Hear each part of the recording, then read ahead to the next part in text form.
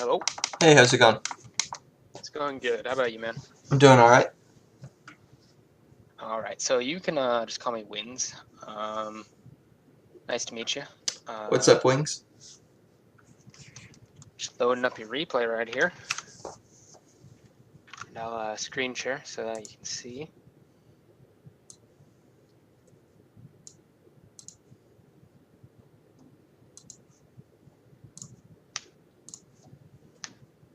All right. So before we start, Mm-hmm. I just want to ask like a few questions, right? Yeah. What do you feel like? Do you want to like improve on the most, or what do you feel like you're just the weakest at? Um, I'm not sure if this is like what it's officially called, but like rotations, because I feel like I come Yeah. out of most lanes, maybe not with new Aatrox just yet, but I used to come out with a lead in pretty much, I'd say like 17 out of 20 games, but I was only winning roughly half of them. So I think I'm just kind of wasting my leads, so I just want to see how I can improve on that, I guess. Okay. That's good actually. I was actually going to talk about rotations. So we'll look at rotations, and during the game, we're going to put on Fog of War, so that way you don't see what the enemy's doing. Mm-hmm. So we kind of get a full perspective of what you're playing at. I'm gonna every time you back or every time like there's a spot for you to rotate, I'm gonna ask you like where do you think you should go, right? Mm-hmm. And that way you can just get like an idea for how you should rotate. And this is not just like for this coaching session, just like every time you're playing game, like you can just sit there and just be like, okay, where do I go? And Mm-hmm. eventually you should be able to like put it into your muscle memory, and you'll just like do it just like that. Okay. And I mean, if you want me to explain like what exactly rotations do, I can. But if you have like any questions along the way, just feel free to ask. If I'm talking, you can interrupt me. Yeah. Alright, my man. So we'll get this replay started here. So a huge thing is I'm not really going to look at mechanics too much. That's not really one thing to worry about Mm-hmm. very much. Mechanics just come with like experience, knowing matchups, playing more, that kind of deal. As you'll climb, you'll just get better at mechanics. The way it goes. Mm-hmm. Um, as far as the Garen matchup is concerned, let me put it on you. So as far as the Garen matchup is concerned, you pretty much just win this lane. The only time that you really like just suffer is if he silences you and then like just does a lot of damage, walks away. But I'm pretty sure you can return damage most of the time. I did look at the replay before we got into call here, Okay. and laning phase seemed to go fine. Aatrox, the champion itself, is just a completely lane dominant champion. Mm-hmm. Like your job as Aatrox is to just win the lane, possibly get a lead, a kill or two, get tower, and just snowball that lead into your team. Because a lot of people view Aatrox as more of just like a split push lane dominant champ, and his team fighting isn't exactly great. Mm-hmm. The reason being that is just because like it's very hard to maneuver and outplay as Aatrox against like 4 or 5 people at a time, right? Yeah. So okay, so you're 5 pointing. You're gonna come over here, leash him real quick. I'm pretty sure you didn't miss any XP in lane, so that's good. Aatrox with a strong leash. Okay, walking back. So obviously with Garen, he's just gonna probably beat you like the first couple levels, specifically just from silence. Mm-hmm. You know, enjoyable. Okay, just need to get you back on. There we go. So there's not much to look at during the early game. Right here's a spot where you can probably look to like transfer up to your minions right up to here. So you saw him like go towards your tower, right? Mm-hmm. You could probably just start auto attacking him and like transfer up to your minions because your minion wave was coming in right there. And if he decided to commit to that, he would have taken a ton of minion damage, or you would have just gotten a kill, even Mm-hmm. if you didn't have your Q. So that's one thing to look at right there. I think this is where you have a trade right here. He flashes away. Now this is one thing I will say. I'm pretty sure he flashes away. And if you chased and you just autoed once, you would have got the kill. Like if you chase flashed and you flashed with him, Mm-hmm. and you get the kill. I don't know if you just didn't think that you had enough damage. I think you just like saw yourself do a bunch of damage and backed off and was like, okay, I didn't think I'd do that much. Yeah, I thought the empowered auto was due to the passive. I didn't think I'd have enough there. Okay, so that's probably just it. Okay, so one thing I'll probably want to talk about too is runes. What runes are you running? I believe in this game I took sorcery and then I took domination secondary for like the lethal impact on dashes or whatnot. Yeah, so I do see. I think you're running arcane comet, yeah, which is pretty standard. Sometimes you do go grasp. I think that's mostly into like heavy tank matchups or like counter. Hmm. Um, I assume you have like sudden impact, right? Yeah. Okay, that's like the most important one. Just gonna note right there too. That was actually a pretty good trade that you laid down right there. And since you were getting low in lane and he teleported back, you would have to look possibly to reset with a teleport, right? Hmm. And a big thing, I'll pause it. A big thing is as the lane's kind of shoving into you, you have time to go back and teleport still, even after you did that trade. I will say the flash wasn't exactly needed as he was queuing towards you, and I think it would have been close, but you didn't need a flash. Um, so overall, but like getting a trade in before you back is smart. A lot of people don't think about it as to like trade right before you back if you have time. That is. Hmm. So that way you like burn more mana, burn more health, whatever it may be, right? Yeah. So Jack's coming in for the gank right here. I believe at one point, let me back it up actually. So you see Jack's coming in right here. You initiate and kind of like bait him a little bit, I think. So he goes on you, and then he's just like, oh fuck. At that point, when you backed off, I'm like pretty sure you could have just walked back in and like just kept smacking him around, and maybe have gotten the kill. That's if you wanted the kill. Hmm. Because at that point you were just completely safe from like not dying. So Jax will help you push the lane. That's good.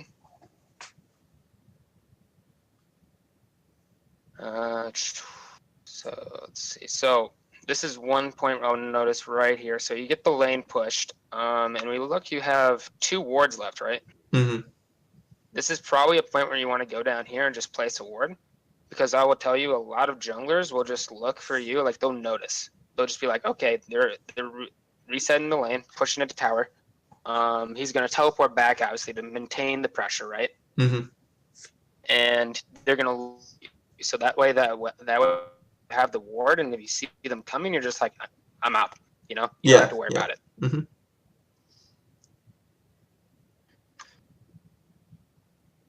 Because what's going to happen right here is you're going to be on the tower, no wards, and you're going to realize, I think you realize eventually, you're like right here within the next 15 seconds, he starts clearing them. You're going to be like, okay, I need to go ward. I think after this wave you go ward. So that's like a big thing. Like you left yourself open. If you had no idea where the jungler was, then you just possibly get ganked by the mid laner. Like I think the mid laner actually could have roamed up right there, and possibly killed you. Hmm. So you get the ward, good. So one thing too that we want to look at is Aatrox being lane dominant. You're gonna push it in, and if you notice the scuttle coming up right here, you can see it. It's yellow, right? Hmm. Depending on where your jungle is at, and if you know where the enemy jungle is at, let's say you see like Camille's bot lane in this scenario, and you see the scuttle coming up, you can just be like, okay, I'm gonna push the lane and get this scuttle, Hmm. right? Do you know what like lane priority is, right? Yeah. So like a huge thing that Aatrox provides to his like junglers is just the lane priority he gives to top lane, and that's huge, right? Hmm. Which means you just get easy scuttles. You can look at just like invading enemy jungle topside if your jungler wants to do that, and you can see just off the like priority and like kills you just got there. That was really good, by the way. I think your talent actually didn't believe in you enough, but you know, cheerleader talent. He'll just get the scuttle off that. You're gonna go, you back right here. Good, that's good. You do notice your Jax is invading, so at this point, I think you do decide to stay, right? Yeah. Hmm. Oh shit, fog of war's there. Right. Oh wow, you guys just have it. Yep. Okay, so Jax, I think you got that. Yep, that's good. So if you didn't stay, Jax probably would have just died, which is really good you stayed there. Okay, so at this point, you know, as Gromp is taking you know Camille's topside, and the moment you see she clicks that, like you can see that on the mini map, right? Hmm. You're gonna be like, oh, she's going for the invade to get our red buff. So at that point, you can just, I assume Jax would probably pin it. If he knew, he'd probably pin it. But you see this, at this point, okay, he pins it. He's going to go on that. I should see you like rotating immediately. Just like, boom. I think you noticed a little bit late there, but I think overall you like couldn't have got her, even if you rotated faster.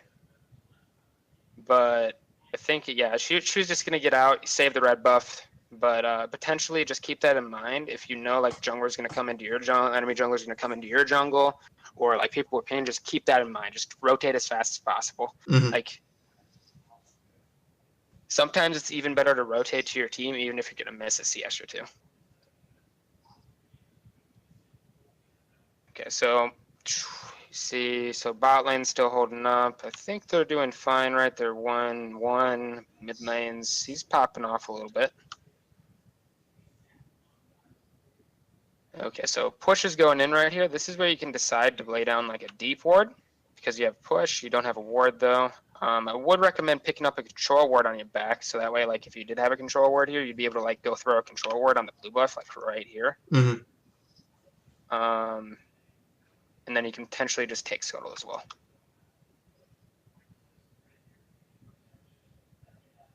Okay, so teleport's going to be up soon.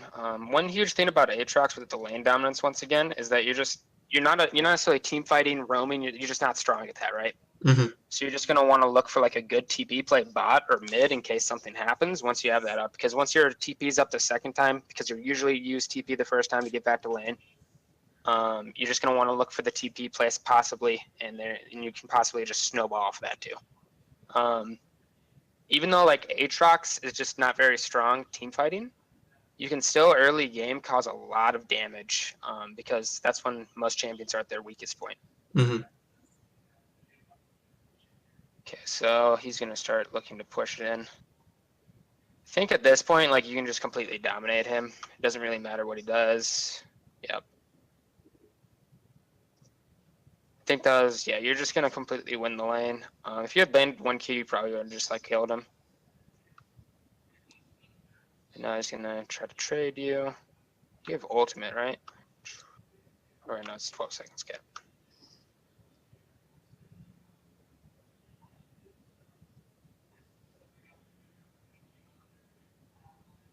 So we have no wards in the top lane. At this point right now, you're gonna notice Katarina's missing. You do see Katarina. And you know, like, you just gotta be really careful at this moment, but then you have ult, so I mean, you can bait it. At this point, Jax will just come in and just hopefully clean up. I have to say it's pretty well baited. But do keep in mind that as you get higher and higher, people are just going to notice that you're going to try to bait, or there might be another person there. You got to be really careful when you don't have any vision, especially like right here, Mm-hmm. down into the river. Because let me roll back actually. So, did you guys see their jungler at all? Where's she at? She's dead, right? Yep. Okay, yeah.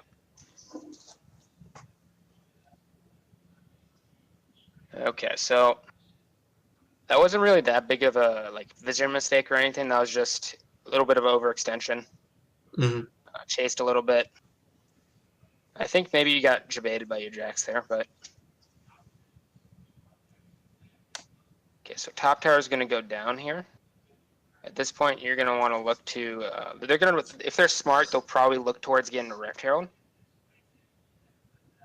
Since top tower should be going down, right? Yep. I think you do pick up a kill on the cat. I might have griefed here. I don't remember. Yeah, I did. Okay, so let's check something real quick. So you're fighting. One thing to keep in mind is you do have flash. Now I know it's pretty hard reaction time to time that, but do you have another Q up? No. Do you think your auto would have killed her if you flashed it? I think my AD is actually pretty low right now, so I try not to like go for too many plays where I rely on my auto without my passive. Okay. But that could just be me. I might be wrong. So at that point, like I don't know. Do you remember the game very well at all? I'm sorry, I misheard. Do you remember the game very well? Like, when did you play this? Yeah, yeah. Okay. So what exactly was like? What were you thinking was going down right there? I thought that Aatrox had pretty good clear, so I thought on that TP I'd be able to clear the wave out before they could take the tower. And even if they take it, that I'd be able to take them down with me, but it wasn't really the case. Okay. So let's keep that in mind. I want to look at it once more. Okay. So you're defending the tower. You get the TP in. You're getting really close to killing her. So realistically, Talon should have roamed up faster, and he would have been there to like just clean up immediately. He'll get the Garen kill. But one thing is to keep in mind that you can spam pin if you want. It's Mm-hmm. toxic as fuck, but hey, spam pin. Jax's bot lane. Okay, so all in all, not terrible. I guess your Talon picks up a kill, and Talon being an amazing champion will just snowball.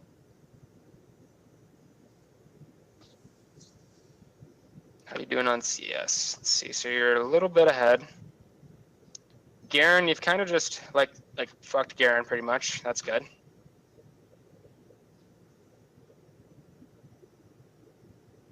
Okay, so you don't have teleport up anymore, so they're gonna have that happen balance. So, one thing I will say then is, at that point, if you're confident you can do the 1v2, then go with it. Mm-hmm. Picking up 2 kills would be amazing. But that's one thing right there. If you knew, did you know if Katarina had flash? I did not know. Okay, so it's one thing to keep in mind too. If you don't know people have flashes, like it's tend to just not go for the play because flash is a very important summer spell, right? Mm-hmm. And people should be pinning like if people flash, right? Yeah. But if you just don't know if they have flash, then that's when it starts getting into the risky plays, right? Mm-hmm. Because say for instance like you were gonna 1v2 right there, you would have 1v2'd. If she didn't have flash, 1v2, great. But since she had flash, it just did not turn out well.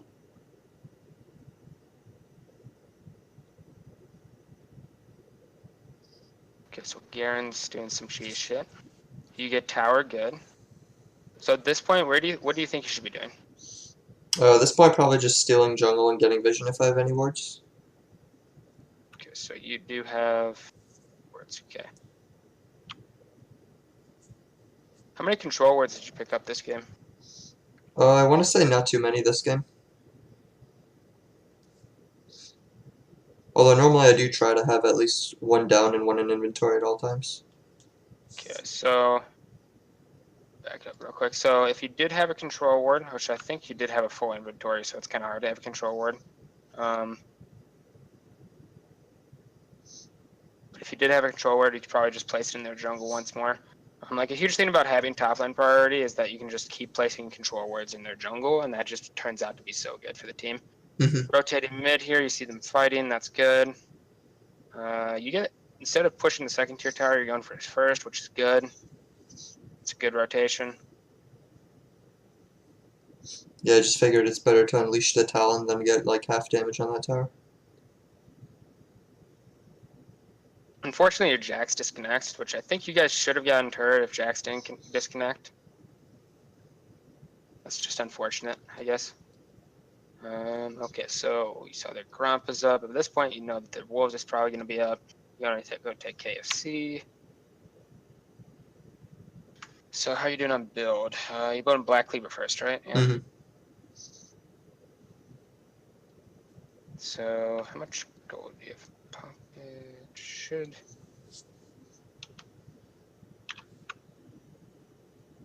Okay, catching mid wave, good. Okay, so at this point you rotate top. Good, okay. So teleport not up. Talon's going bot. Gets a little bit difficult because Jax is back, so you can't really like roam much at all. Okay, so that's good. I think you should be close to Black Cleaver at this point, right? I would assume so, yeah.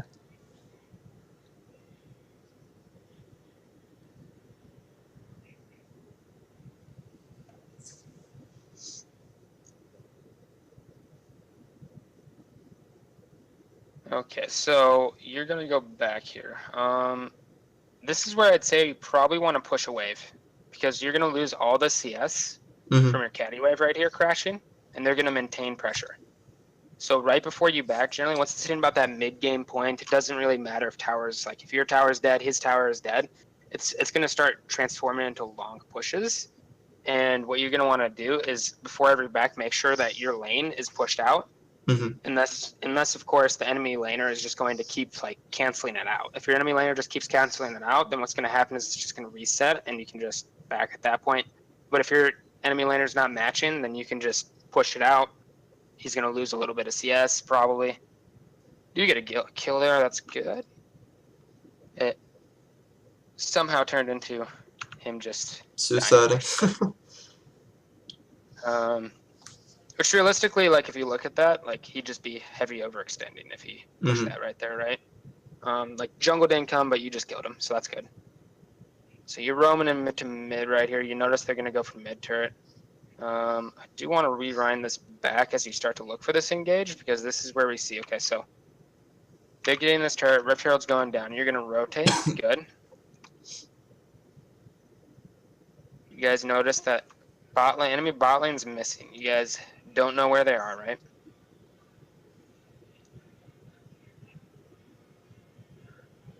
Oh shit.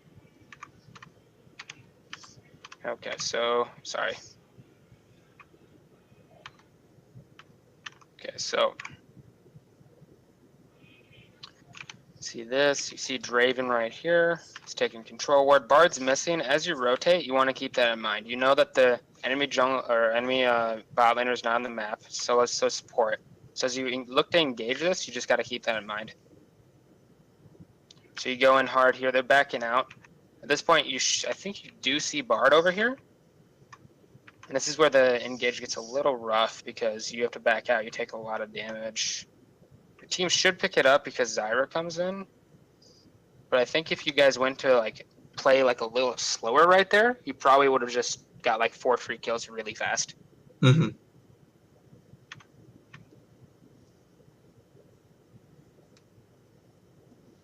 Okay, so there's nothing on the map, unfortunately, to really take right now. So we're just gonna look to push lanes. You're going top, good.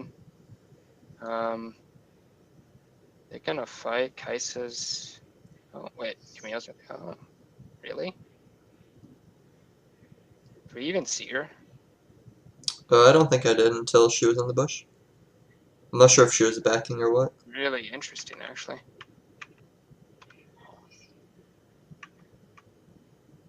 Oh wow. Okay. She actually found her way in. Damn. That's impressive. Okay, your team should pick up the kill, right?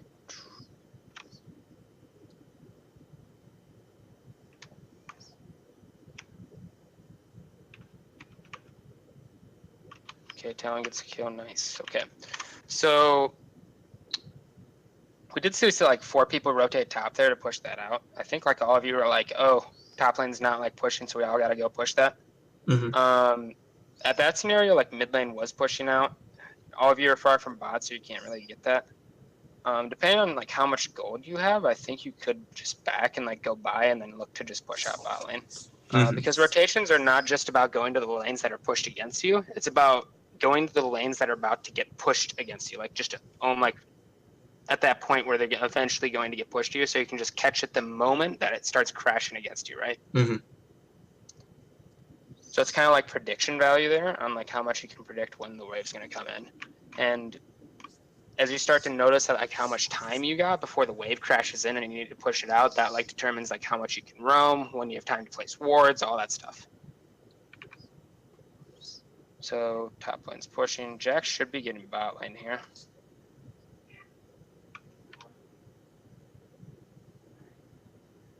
You have teleport up. Okay, so you went GA second item, right? Yes. So do you usually prioritize that? I've been experimenting a bit with the builds. Normally I try going for like a Ghost Blade and then Cleaver into GA. But I do try to get a GA fairly early. So one thing I do notice a lot of Aatroxes are doing, right, is going Death's Dance. Mm-hmm. Have you tried that at all? Yeah, recently I've been trying that as well. I think Black Cleaver, like Aatrox, just the champion itself, is into like a lot of situational stuff. So like you go Black Cleaver and then it's based on situation. Mm-hmm. And it's really just a little bit of preference, but really just situational. Death's Dance is pretty standard for most people's second build, I believe, as it's just like a really strong item, especially because you heal so much. Mm-hmm. As far as Ghostblade goes, I'm not sure if I have seen it yet. I'm not exactly sure how it would work. But if you find out that experimentation works with it, because it does give you movement speed, which can make you mobile. Okay, so we see Katarina, you clear mid. They're getting Dragon, bot lane's pushed. Throwing up, you're going to fight Camille here. This is really good. They were overextending there, you capitalized on that.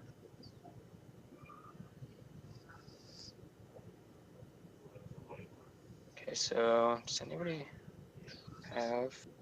Did no one pick up Rift Herald this game? I'm pretty sure that no one did, right? I don't think so. Oh wait, no, the enemy team did. They ran it down mid.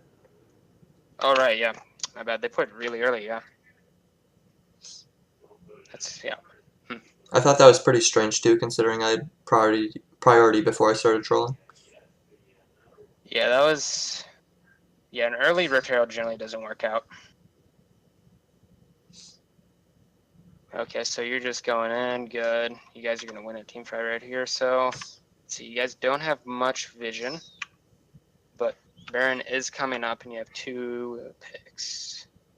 Did you guys burst it? You guys no Drakes. Botline's pushing, so yeah, I guess you guys do have to back right there. Take too long to get vision.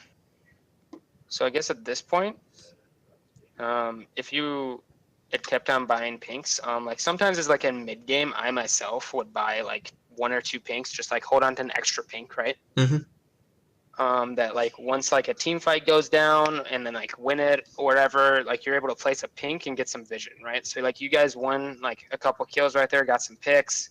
You would be able to place some vision again, once again, because you have priority and they can't really stop it, right? Mm-hmm.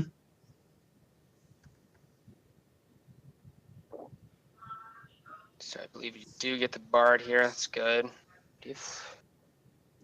Nice. Okay. Then you run away, right? Yep. Yeah.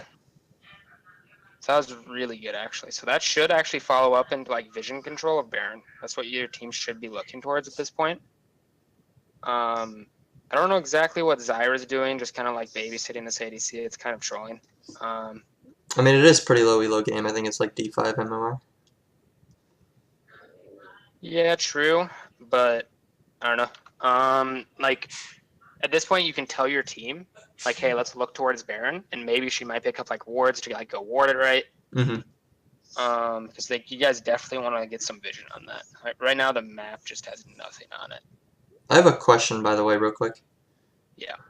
So I don't know if this is just like specific to me and maybe I'm just bad at it, but normally when I like make Baron calls in ranked games as a top laner, since I'm normally the tankiest member and have to be on it so that we don't like go to 0 health, my team just gets like kited on the outside.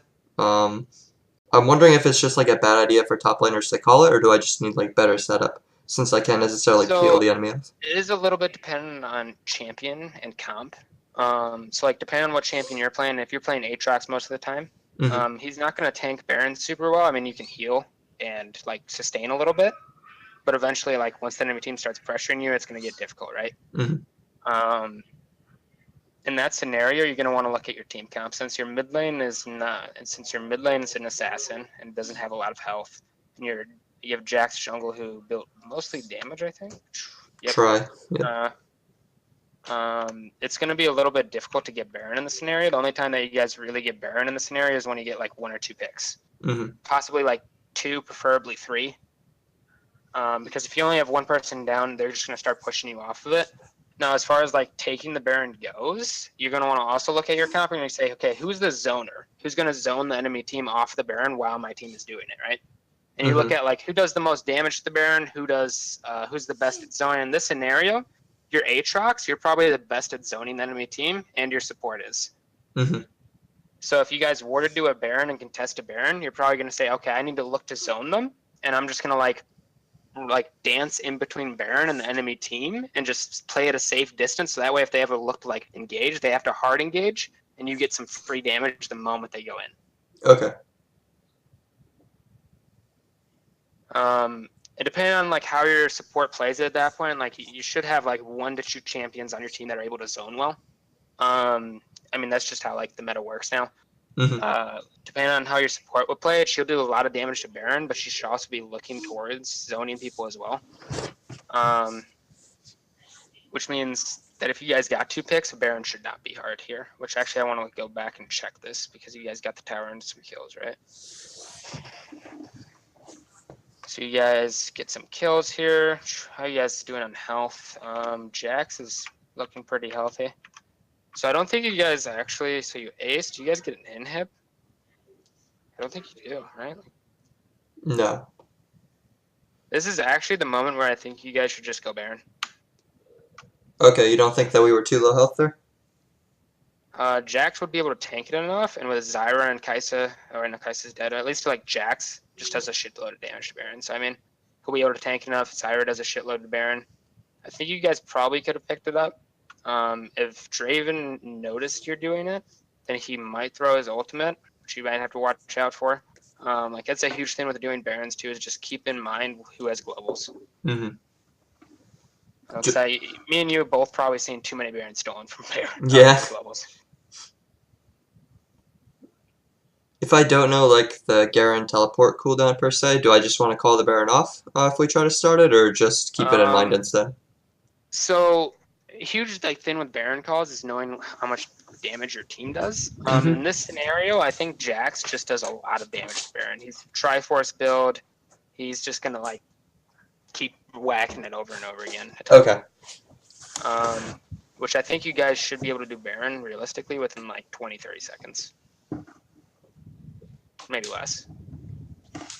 Especially if you have Kai'Sa and Zyra on it too. Yeah, Kai'Sa was dead, so it was a little bit. Might have been close. It really like it just comes down to like knowing your team's damage too during the game. Mm-hmm. That's one thing you'll get a sense of as you're like kind of like team fighting. That's what you want to watch out for is like if you see Kai'Sa's just like bursting people, or you see like Jax is just like whacking and just doing so much damage, then you'll just get a feel of how much damage your team does. Okay, so your team's going for Baron here. Oh yeah, you guys are melting it. Oh yeah. Woo! That was close. Yeah.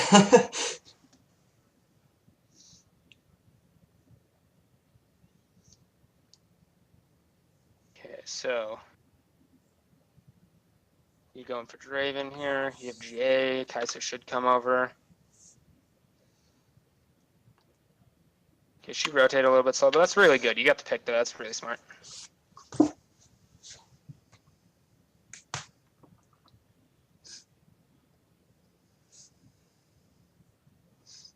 Okay, so Baron, Dragon's up. How's your build going? You got GA. What were you looking to get next? I think it was the Death Stance this game. I think I might have been trying it.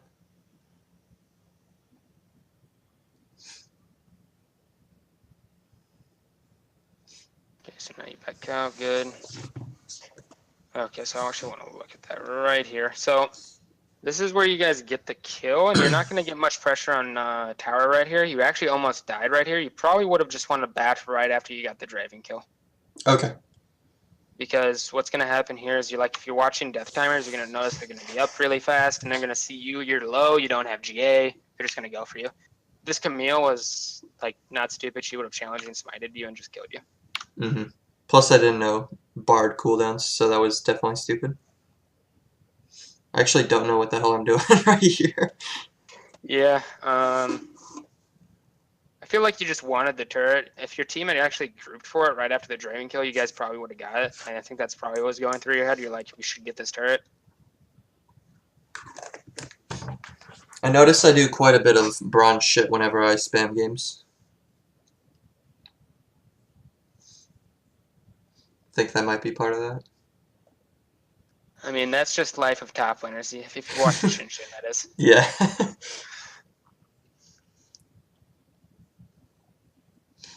Okay, so you guys notice Draven's bot. You're going to. Yep. Okay, so at this point, go ahead mid. Gotta be really careful. You guys have no wards in the jungle now. Mm-hmm.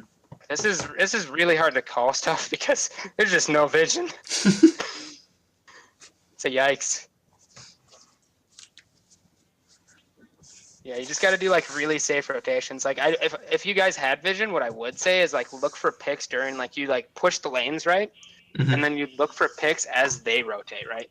Yeah. Because what you notice at lower elos is sometimes they just rotate through the jungle right here, and you can just get free picks because of it, right? Yep.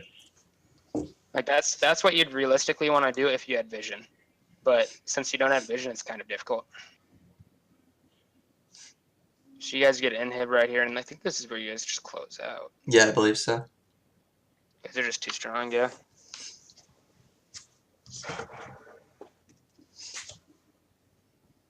So we didn't actually talk about like what exactly you should be doing the whole time. Would you want to like go over that again, or do you want to like talk other stuff? Like,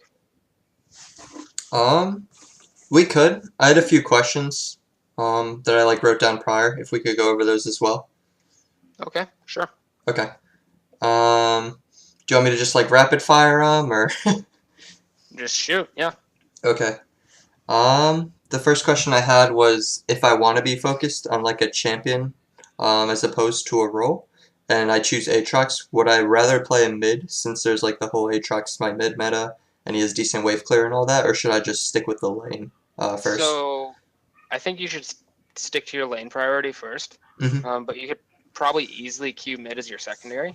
Okay. And then like Aatrox being open, if you get mid, you can just go Aatrox mid. The smite mid on Aatrox itself is probably going to die pretty fast. I think they're nerfing funnel strat. I think they did announce that, and they're nerfing just smite mids in general. I'm pretty sure that's what's coming up soon.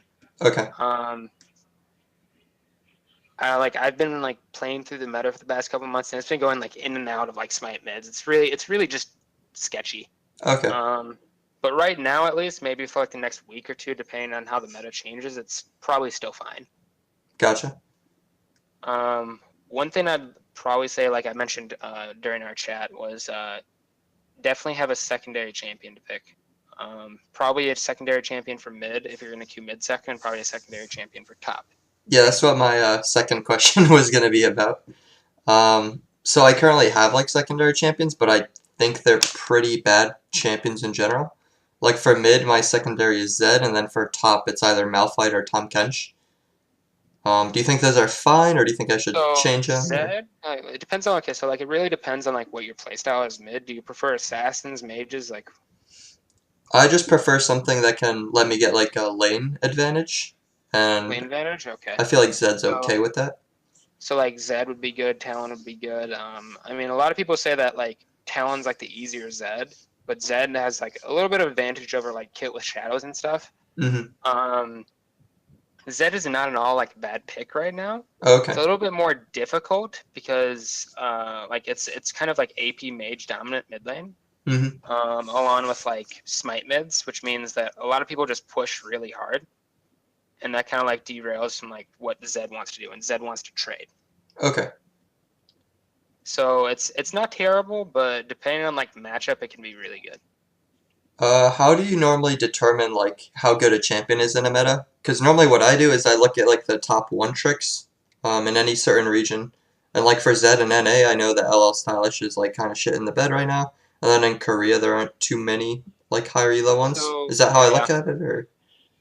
So okay, so like one way to look at it is definitely like looking at the top one tricks. I mean, everybody has their opinion on like how good a player actually is, even if they are a one trick. Mm-hmm. But it's not a bad idea to look at that, and it's also a good idea. Like I use League of Graphs. Okay. You use that site? Yeah. So Freak actually like made an announcement that like League of Graphs is like the most accurate on like the actual stats. And that's like one thing to like a way to look at like what champions are doing good. If you notice that like a champion has a high ban rate, like if you look at like Diamond Plus, only on legal graphs and like NA, Mm-hmm. a champion has high ban rate, then that champion's obviously OP. Yeah. If you notice a champion has a high pick rate and is still like a solid win rate, like as people play a champion more, the win rate should go closer to 50%. That's how it realistically should be. But Aatrox right now, I'll tell you, has like an 18% pick rate, 33% ban rate, which means that like if Aatrox isn't banned, there's like a 60% chance he'll be picked. Mm-hmm. And he also has like a 53% win rate. If you don't know, like an 18% pick rate is like one of the highest that's ever been recorded. Mm-hmm. So like his run rate should be very close to 50, but it's not, which means he's OP. So if you just see high win rates, high pick rates, whatever, then they're generally pretty strong champions. Mm-hmm. The only other way that I could say to like really look at like strong champions is like if you just have a feel for meta, like did you like just come back to League or something? No, I've been playing for a few seasons. Okay, so like depending on like how you got a feel for the meta, obviously like like as meta changes, you kind of just like pick up on like seeing like what people do and like what's good, what's bad, right? Mm-hmm. I mean, if you notice somebody like if you notice in a lot of games like somebody's just like people are playing like a ton of Talia jungle or something. I mean, I'm sure you saw that. Yeah. Like you'll know that's probably good. Mm-hmm. The only thing to like watch out for though is like specific like play styles. So like Talia jungle, although it is picked a ton, doesn't mean it's good for people to just like randomly pick if they just get the role, right? Like Mm-hmm. the champion has very like low health base at the start of the game, and you have to play very carefully in the early game as Talia jungle. So that's one thing to watch out for if you notice people are just picking like one champion a ton. Mm-hmm. But yeah, that's really all I can tell on that. Okay. Let's see what was next. Okay. The next question was that I get like moving from like Diamond to Masters and then into higher Masters and Challenger, you like have to improve on every single aspect. But what would you say? So, Go ahead. oh, sorry, finish your question. My bad. No, you're good. You're good. So it's hard to say a little bit. Diamond play comparable to Master play. Like, let's say if you put a D5 against Masters, the Masters would probably like 98% of their games win. Yeah, just. Not because of just mechanics, but because of macro rotations, map awareness, CS, and everything, right? Mm-hmm. Like, and it is true as you get higher elo, Diamond 3, Diamond 2, Diamond 1, Masters, low Masters, high Masters, whatever, you have to improve on everything. And you have to just like, in my eyes, it's once you get to Masters, it's all about consistency. Okay. So like D1, D2, a lot of people consider D2 plus high elo. Other people consider D1 plus high elo. Because once you get to like D1, you're going to be playing with Master players, and then you're going to be playing with some Challenger players. It's only at that point where you start getting to like mid to high Masters, you'll be playing with like only Master Challenger players, and that's like truly high elo. But as far as like playing at that level goes, it's all consistency. Okay. So that means you have to be good at map awareness, you have to be good at map rotations, all the stuff. You have to be good at it. Mm-hmm. And in order to climb into high Masters Challenger, you have to remain consistent and you have to play well every game. That's why you see like the top 10 players right now, they're players with like 60% win rate on their main champions. Like Levi has like an 80% win rate, Graves, 66% win rate, like what was it, Camille, like just all of his junglers are like 60% plus win rate, right? Mm-hmm. Like it's all about like consistency and playing good every game. And like when it comes down to playing at a level where like everybody is good, like Masters, the skill gap between like another Master player and like a Challenger player or whatever is very like little. Oftentimes you don't notice like the Challenger 300 player like just stomping a Masters 200, right? Like you just don't notice that very often. And it really just comes down to like who has the better, like it's minor things like is this guy like slightly better at rotations or is this guy like slightly better at map awareness, like whatever. It's like those minor things that really come down to it. So the best way I can really put it is just like get good at all of it, practice, and then just be consistent. And like a big thing that comes with it is like mental too. You can't like be a really negative tilted player, otherwise you're just going to fail. Okay. Back when I was higher elo, I still wasn't high elo. I peaked like D2 or D1, but I used to only do morning queues, and I would always like get smashed by these challenger players and then drop back down to low elo. Do you think that I should like play more so at night so I can like see myself grow as time goes on, or just immerse myself with better players off the bat? So I've played during the morning, midday, night. I mean, I used to have a schedule where I woke up at like 2 a.m. Mm-hmm. and just played like morning slash late night. Yeah. That used to be what I did. And I mean, it's different players here and out. Like Chris usually plays during midday. He's one of the top challengers, and I usually get him now. But like it's like really just depending on when you play. People change their times, and you'll get different players, and you'll get used to playing against those players, and that's maybe like a slight advantage to playing at like one time only. Is like you get used to them, right? Mm-hmm. But like every other player is going to get used to playing against you as well. So that's also like a thing to look at it too. If you just want to like get immersed and overall get better, what I'd say is don't try to like climb into like high masters until you're good to play against everybody at all times. I mean, I've been changing my schedule. I've been playing games throughout all day, sometimes only like morning or night, whatever. Mm-hmm.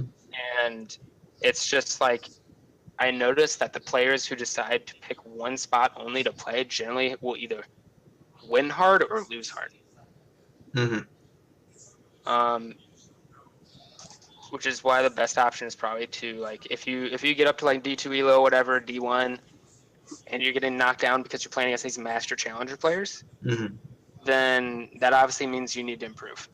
Okay. Because and that's the biggest like it's hard to like it's like kind of like weird to say that because it's hard to say to someone that's Diamond 2 and be like you have to be as good as a Masters player if you want to get Masters, right? Mm-hmm. Like it should be like a climbing aspect and where like you are improving and then you're as good as Masters. But no, it's really like that's why you see a lot of players get stuck. It's really like you have to get as good as them if you want to get there. Mm-hmm. Let's see what other questions I had. I don't know if it's just like the videos that I watch, but whenever I watch like high elo VODs, I see a lot of solo laners, both mid and top, get like really high CS scores. And although partially they are like exceptionally better than me at CSing, they tend to like stay in their lane for the first 20 minutes, like regardless of what's happening.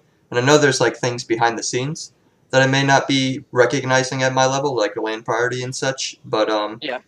is that like something that I should practice doing, just staying at So lane and so the answer to that is it's really multidimensional. So like you'll see a lot of like you'll see like some high level games if you're watching a stream or whatever. You'll see first blood at 12 minutes, mm-hmm. and that seems really weird, right? Yeah. But like the reason behind it is because high elo players they understand like map awareness, how to track the enemy jungler, and like warding very well, right? Mm-hmm. The majority of games that I play in, I see like people throw down wards in like the pixel brush, the river bush, Yeah. like just at like a minute, and that usually tells you where the enemy jungler is.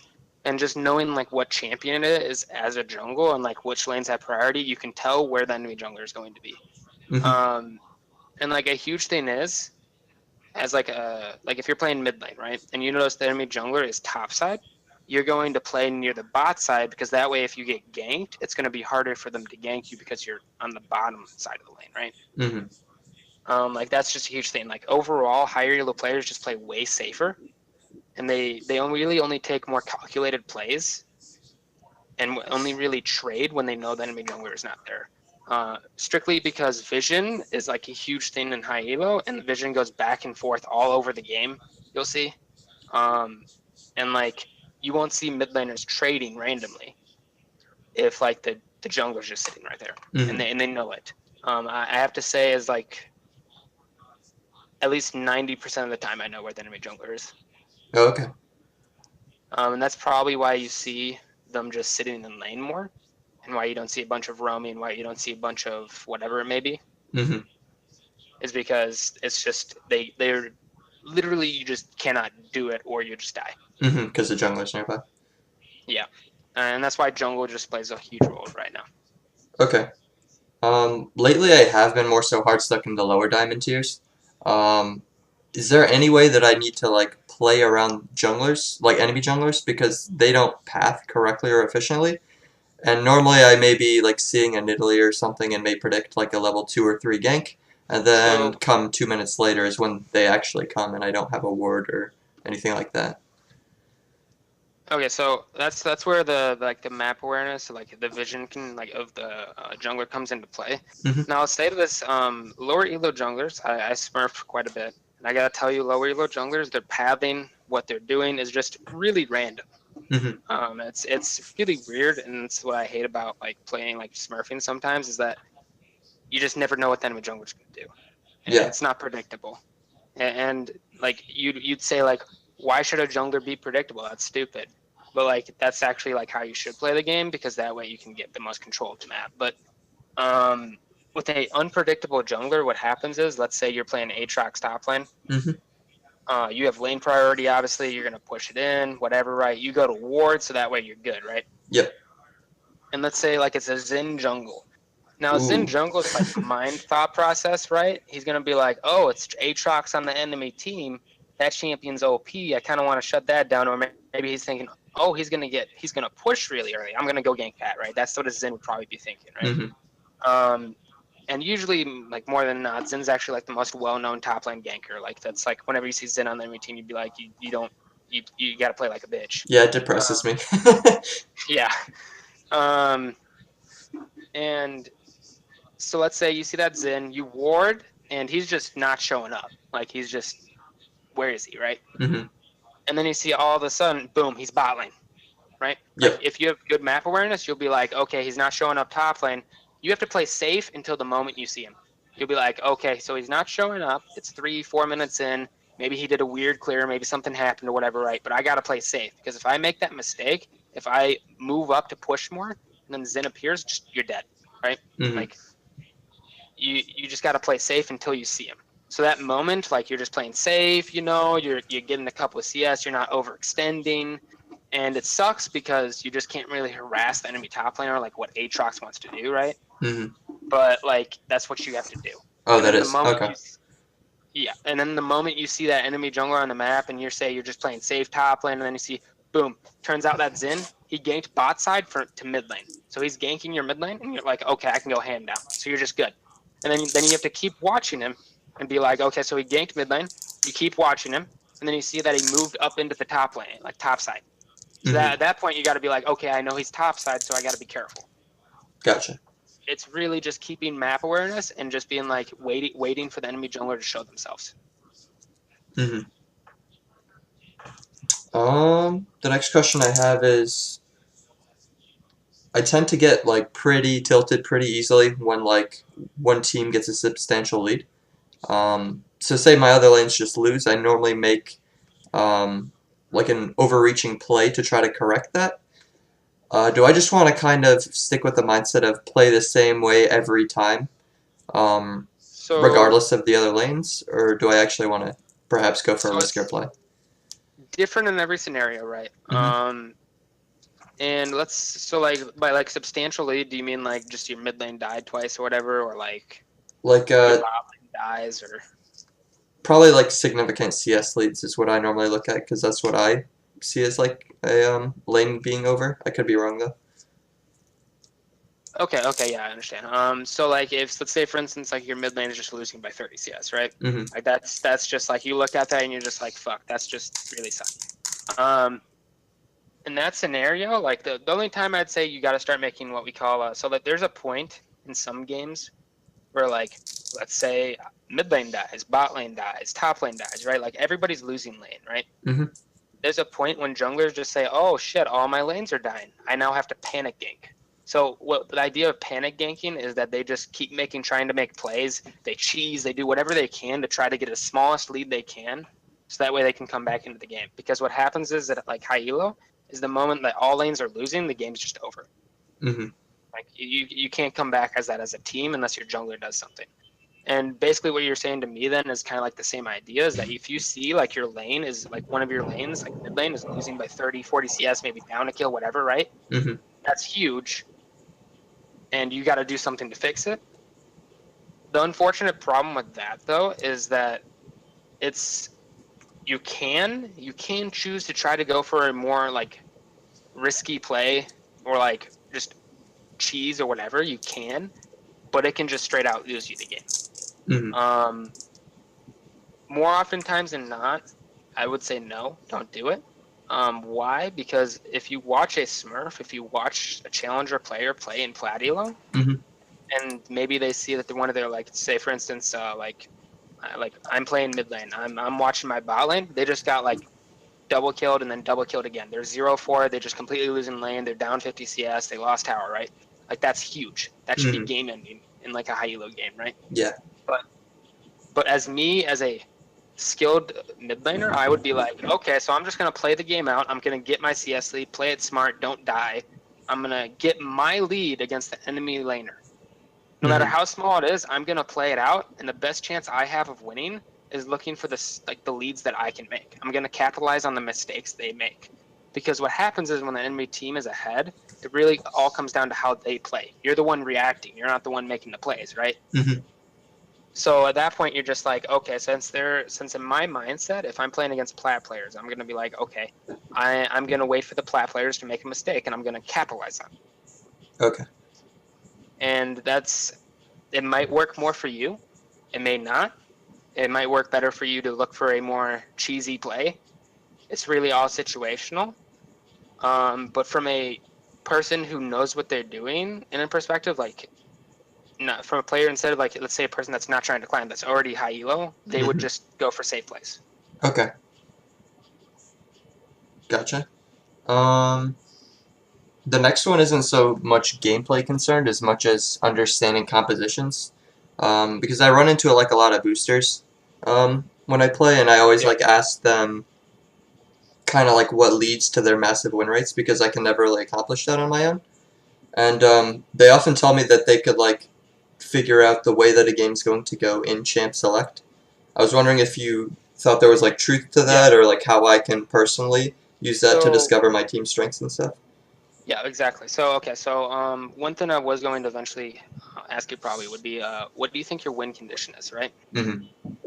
So when somebody says to you or asks you what is your win condition, let's say this game, right? Yep. Let's say we go start of the game, right?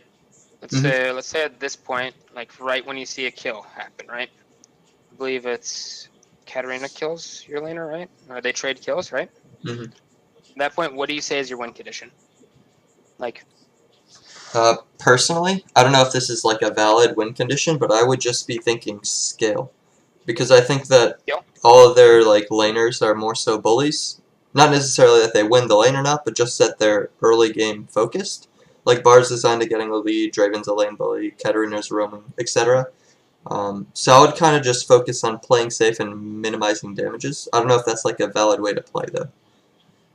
Okay, so that's a good way to look at it.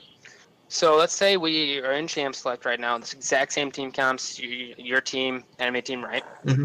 What I would be thinking, I would say, okay, so I have an Aatrox on my team. That's the lane priority, and I'm gonna look at every lane and I'm gonna say, does it have lane priority or not? Whether or not I'm the jungler, it doesn't matter.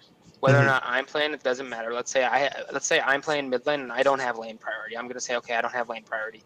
Mm-hmm. And then you have lane priority in bot lane. That's Kai'Sa Zyra. Zyra usually wins lane because Zyra's a huge bully, right? Mm-hmm. So I'm gonna say my side lanes have huge priority. I'm a mid laner without priority. What I'm gonna want to do is that I'm going to probably play around my jungle who makes plays and just try to support my jungle and or make teleport plays that support my side lanes. Because that's my kind of like win condition at that point. I'm not like I notice that I'm going to lose lane just automatically through matchup. Mm-hmm. So I'm just going to try to get leads through the winning lanes. In this scenario, I'd say, okay, so Aatrox is going to beat the fuck out of Garen. Zyra Kai'Sa should just win lane, and when Kai'Sa wins lane, she generally like scales really well into mid game. So my win condition probably here is if I was like the jungler in this scenario, then I'd probably say Aatrox should be fine. Mid lane, if it doesn't have priority, it does not in the winning matchup, I should probably just babysit the mid laner, make sure he doesn't die a ton, and Mm-hmm. then probably look to gank bot. That's what I'd be telling myself.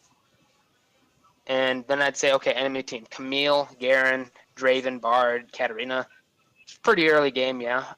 They scale into mid game decently well. Late game, Garen falls off. Late game, Draven kind of falls off. Late game, Katarina's hit or miss. late game, same with Camille, that kind of deal, right? Mm-hmm. Like they're more early mid game. You guys, we got Talon, Aatrox, early game heavy there. Jack scales, Kaisa scales. Zyra's, just a dumb champion. Is great all the time. Just fuck that champion.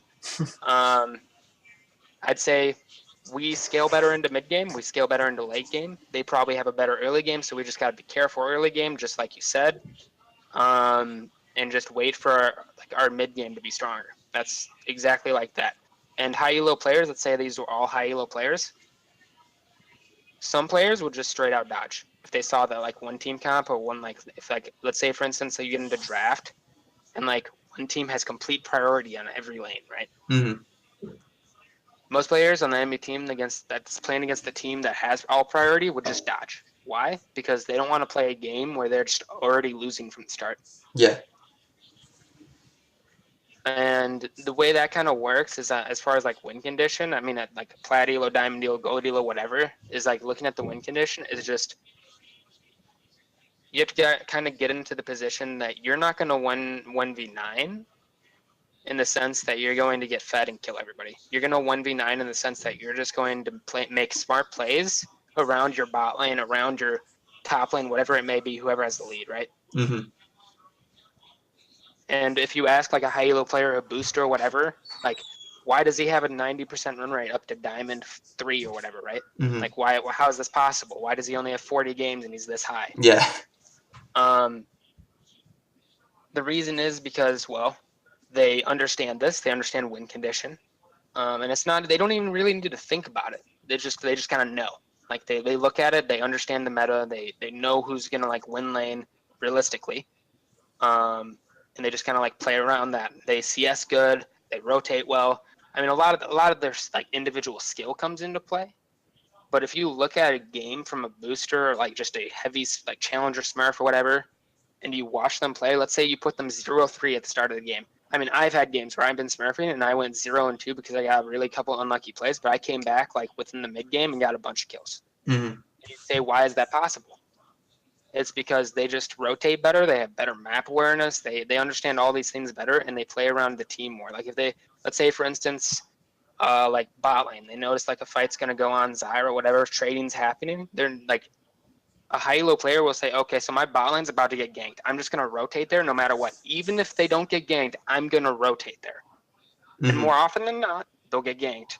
And then the counter gank will happen because they're there, and they'll win because they counter ganked. Gotcha. How do you normally Go ahead. Oh, I'm sorry. I was just gonna finish the statement there. But Oh, my bad. No, you're good. I was just gonna say that's like really like how most players like Smurfs just their mentality is that they don't really try to make really hypey plays. Like as in they don't try to like go for 17 kills on their own lane. Mm-hmm. Like it'll happen sometimes. But once they start getting towards diamond tier play, they start to like lay back a little bit and just try to play it smart. Mm-hmm. How do you normally determine who has bot lane priority? Because there's two different champions. Like I honestly thought that Draven would like win this lane just because of how he is. I didn't think that Zyra would be that big of a factor. How do I normally kind of figure that out, or is it just kind of experience based? It's a little bit of experience and kind of like understanding bot lane. If you've ever played bot lane, you maybe would have a better idea too. I myself have kind of stayed away from bot lane for my 8 seasons as a game. Mm-hmm. I have played it a little bit, and I kind of understand it a little bit in that sense because I played it for 1 season. But like, if you look at it and you say, so I'll just throw this out there. Have you heard the saying that supports are OP? Yeah.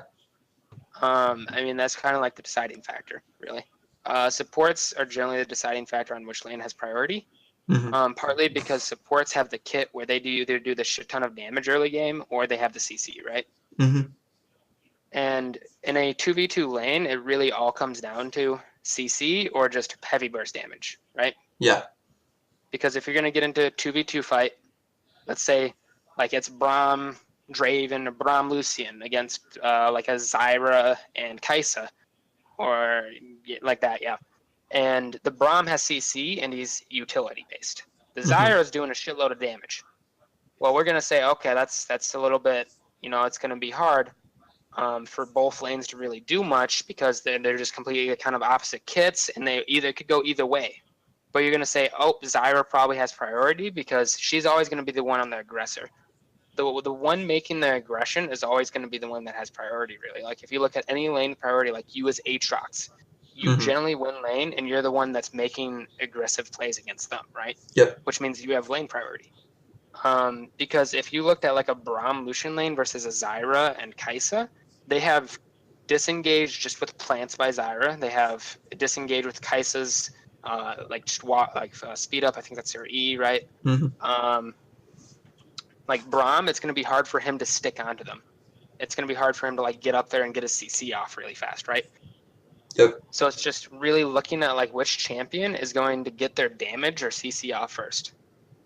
Okay. Yep. Is there any way that I could say practice looking at team compositions? You think? Because there are often times where I'm like in a game and then 7 minutes in, I'm like, shit, we don't have like any engage or whatnot, or we don't have any peel once we go in. We just need to be hoping that we have like a lead or whatnot. Is there any way that you could maybe recommend that I practice looking at team comps and understanding win conditions and stuff? I have an idea. Here, we'll do this. Okay, so Chris, challenger, right? Mm-hmm. OPGG, here we go. We notice Aurelia, Evelyn, Swain, Kai'Sa, or Khan against a. So let's just look at bot lane right now, right? Yep. So it's Sivir and Morgana versus a Kai'Sa or Khan. So I mean, if you're looking at that in like a strong perspective, you're gonna say, okay, so Sivir has a spell shield for herself. Morgana has a spell shield that's gonna negate CC. So it's kind of just a cuck lane. I mean, like no one's gonna kill each other, right? It's just gonna be even. It's gonna be farming, right? Yep.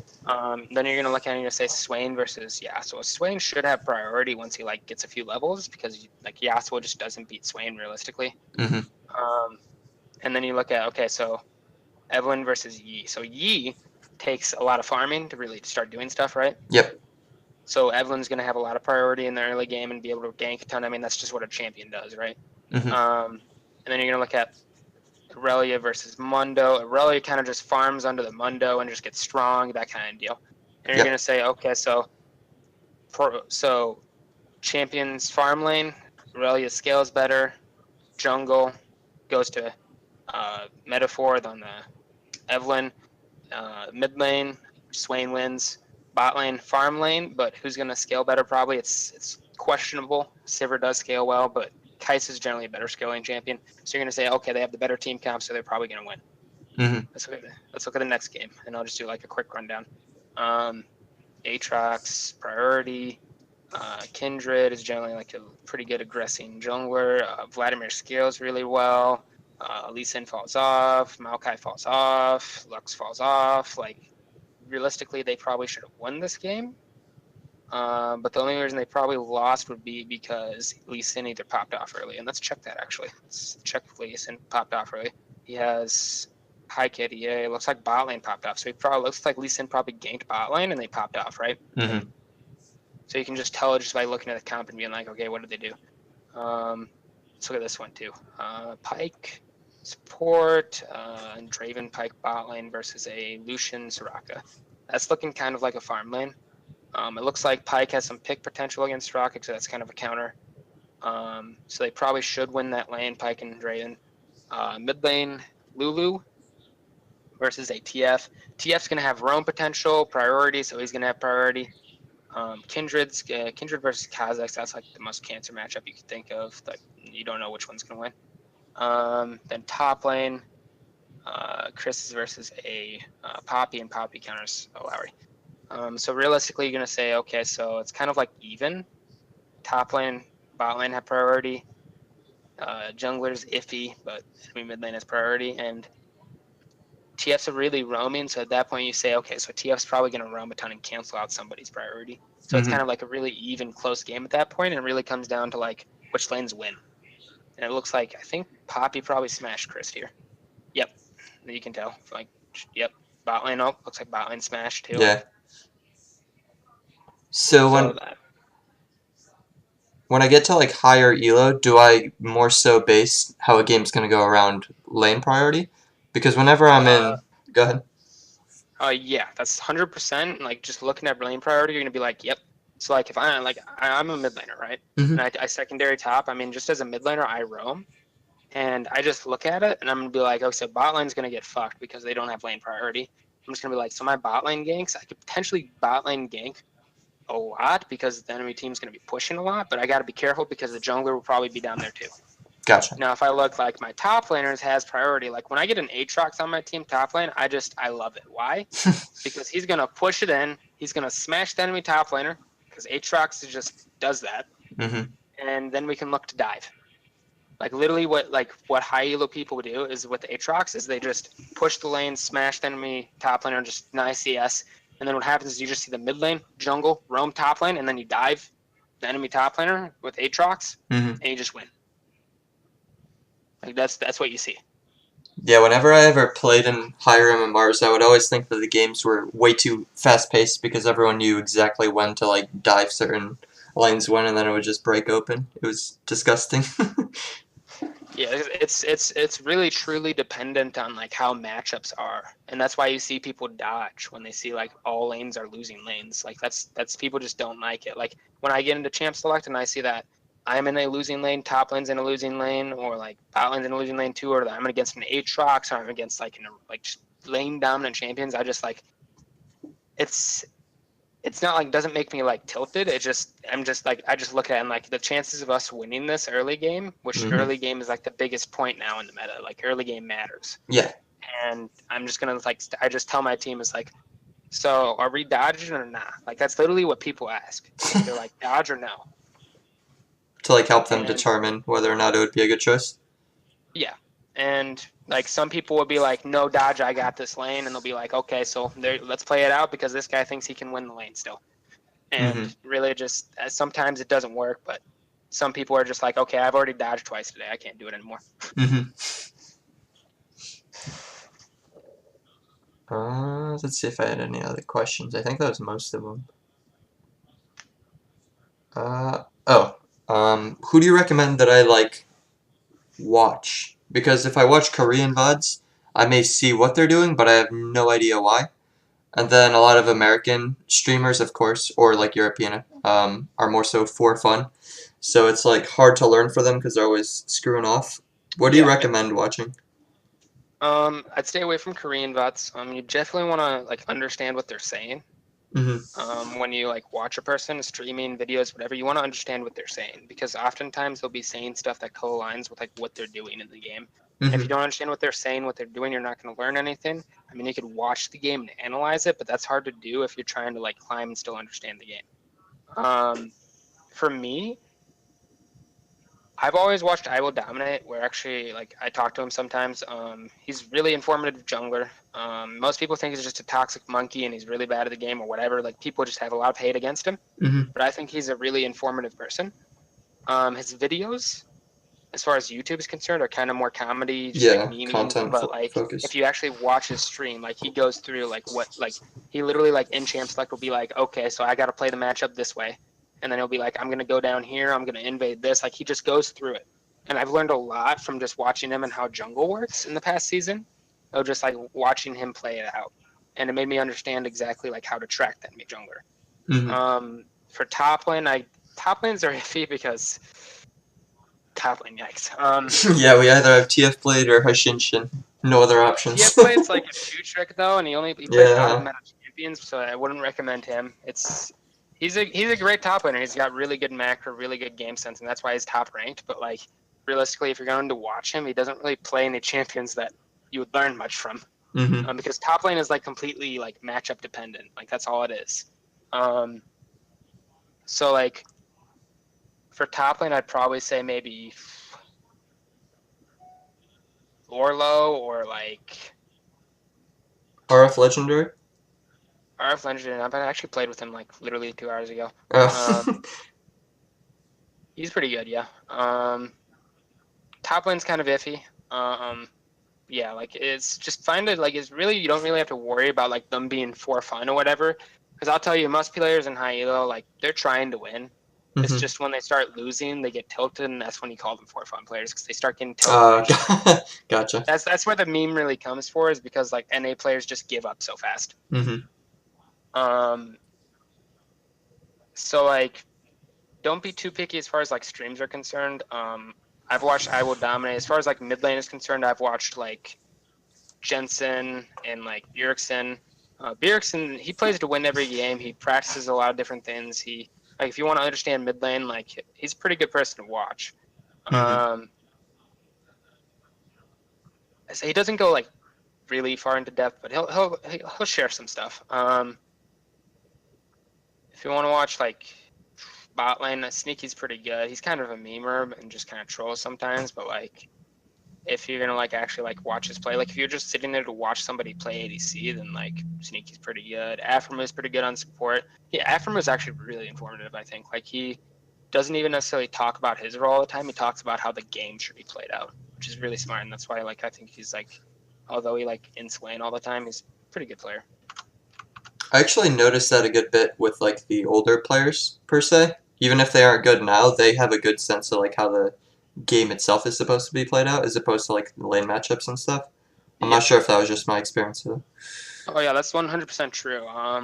Really, it's just like more like what we call like veteran or like older players who have played for more seasons just Mm-hmm. understand how the game should be played out, and that kind of like sense for you. Like if you say, for instance, you take a person who literally like just started the game a season ago and has only been playing for like a season and a half now and got challenger and is like a good player, but like will not be able to tell you how a bunch of matchups go, will not be able to like tell you how the game is supposed to be played out. His macros maybe not the greatest or whatever. It's strictly because like he just hasn't been playing the game as long as other people. Whereas you take a person like Afram who's been playing 8 seasons, Mm-hmm. his mechanics may not be great.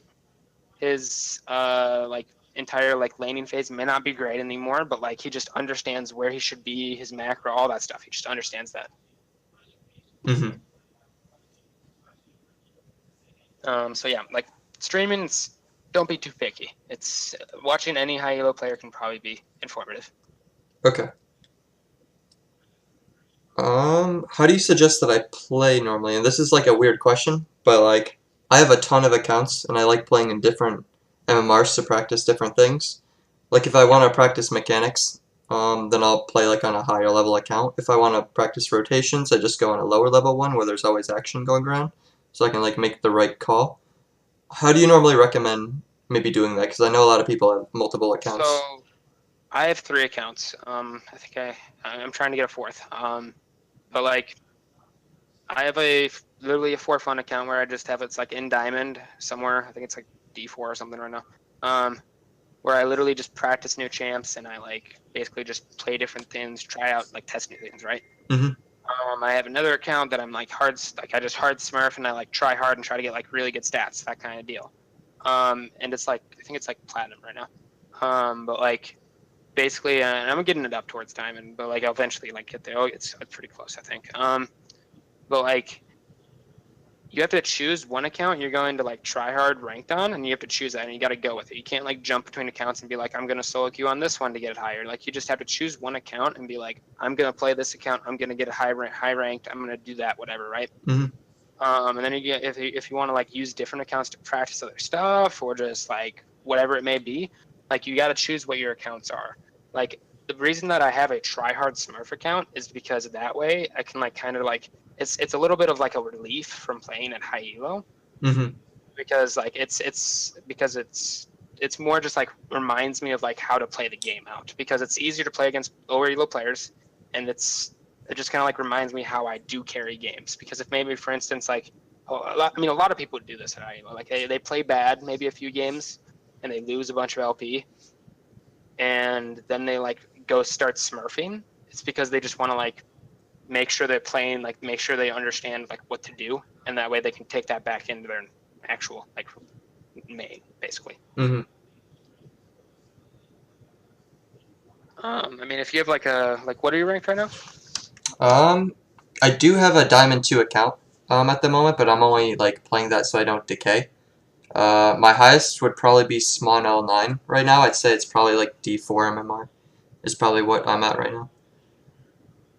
So if D4 is like where you're climbing with, then keep playing that to like try harder, like keep getting higher. If you have any lower account, like you need to practice shit, I'd recommend that. If you have any lower account, whether it's gold, plat, whatever, it's always good to have an account to just practice new shit on. Because I'll tell you, just playing stuff in normals, the really only like plus side from playing stuff in normals is just like learning mechanics. Like that's really all you can learn from normals. So it's really just have focus on what you're doing.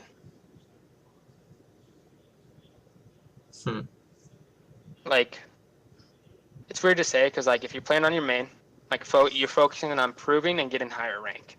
If you're playing on your Smurf to practice new shit, then you're focusing on getting better at a new champion, whatever it may be. But you're always improving. That's the key goal.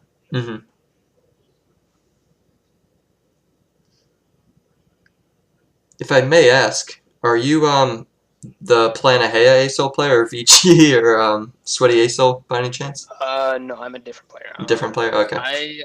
I to give you a little background, I 6 months ago when the season started, I was like preseason. I made it to Challenger preseason because I ended like D1 the season before, and then I played a bunch of games preseason, made Challenger.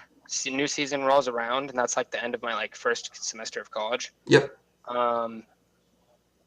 And I got to Challenger, ranked 22. If finals came up, and I just couldn't play the game anymore because of finals, so I had to like hard study for finals. Probably would have hit like close to rank 1 and maintained it, but I ended up switching majors. Oh wow. And moving back to my home. And I had like shittier net, like literally like pin spiking up to 3,000 all the time. Pack loss, like so I just couldn't play the game, so I quit for 6 months. Oh okay.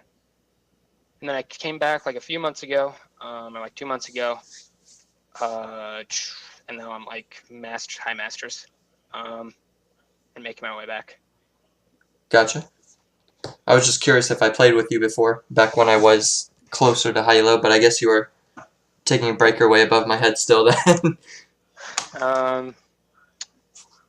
Yeah, it's been it's changed quite a bit in 6 months, but what's your main's name?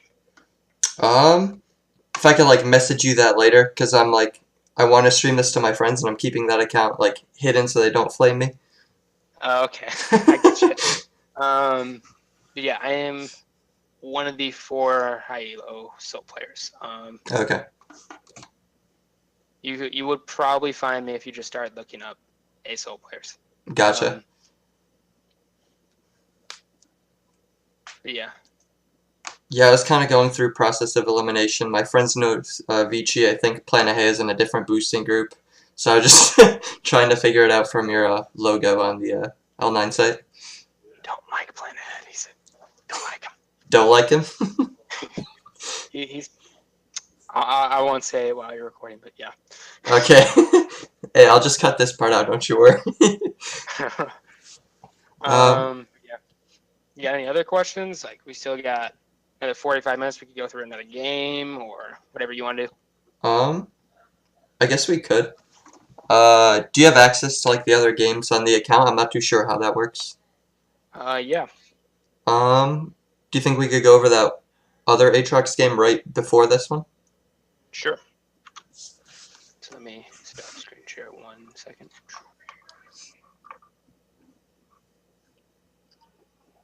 And this is kind of a dumb question, but if I were to apply to L9 when I got like a lot higher rank, what like spot would you recommend? Like apply to L9? Like the boosting side of things? Like what rank do you think that I could like apply for that for? In your opinion? I believe they switched it. Danny, the owner, I believe they're only accepting master players. Okay. One thing that I think that I did see was that if you're like formally masters or challenger, then they consider it. You just have to like show that you're climbing. They do take in like sometimes like D1 players or like low master players. Gotcha. If you're like just like for minor boost, like whatever it may be. Yeah. Okay.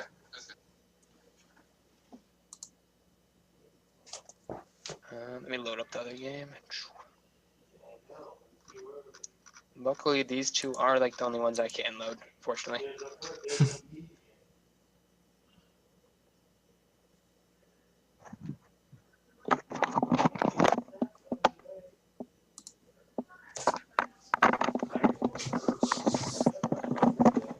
Okay, so I'll share again.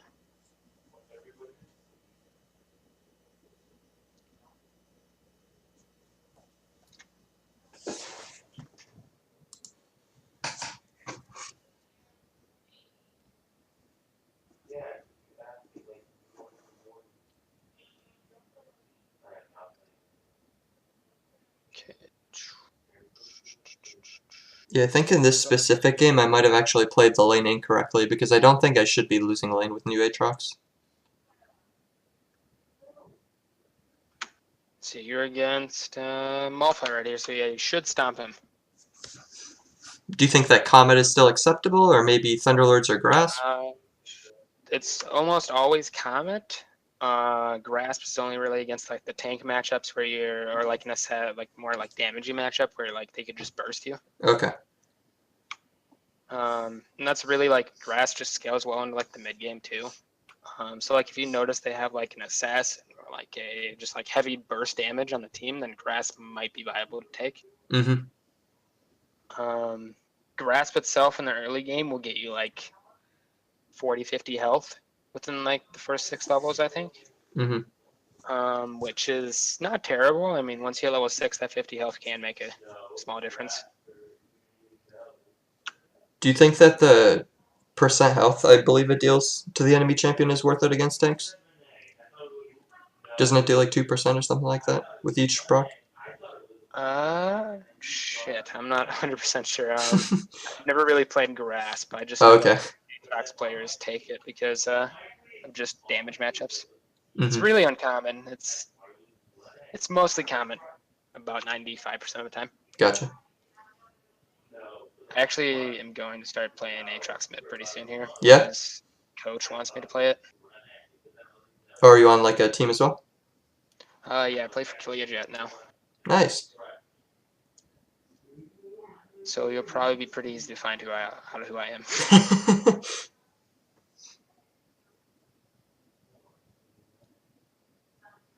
Okay, so exactly like I said, you're stomping him like you just can't walk up or just slap his ass. You have Q coming up again. So you got lane pushing in. Good. So one thing to think about is you can possibly look to essentially like bait him towards the CS. Like this is one thing I actually do with a lot of like lower elo players. Mm-hmm. I basically like make it look like I'm playing back because I think the enemy jungler is there. Yeah. And they just start walking up and you're just like slap, slap, slap. I mean, that's just like a cheese tactic, but it can work. Mm-hmm. Like if you just keep on aggressing over and over again, what do you think they're going to do? They're just going to sit back. They're just going to sit back and they're going to be like, jungler gank me, re. Yeah. Let's see. So we got the ward off this time. That's good. Okay, so you see Nunu. You saw the enemy jungler walk up to Nunu. I think he was trying to like mess with Nunu, but Nunu just like is like, lol, I'll just eat it.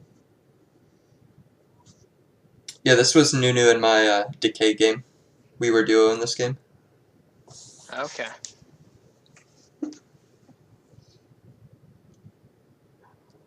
So at this point right now, you'd probably look to not really get damage on turret. You're not going to get any damage pre 5 minutes, really.